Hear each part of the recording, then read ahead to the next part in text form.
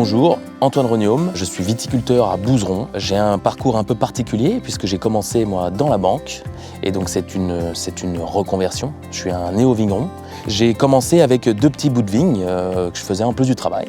Et en 2013, on a commencé, on avait un peu plus d'1,5 hectare. Aujourd'hui, là, 2022, on travaille sur 10 hectares. J'ai plus une personne à temps plein avec moi à l'année. Et ensuite, à des moments un petit peu clés, on vient grossir l'équipe.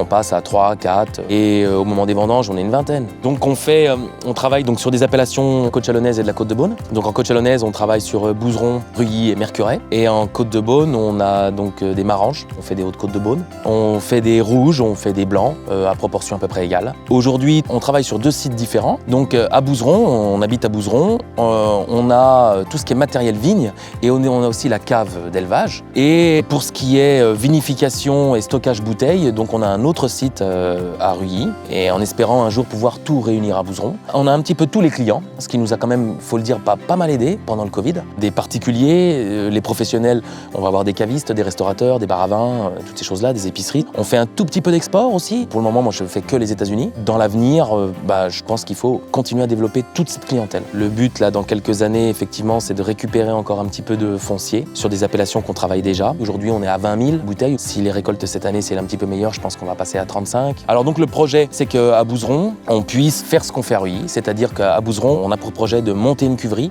et un stockage bouteilles, et pour donc du coup avoir toute l'exploitation en fait au même endroit. On va avoir besoin de monter des bâtiments, on va avoir des projets à financer.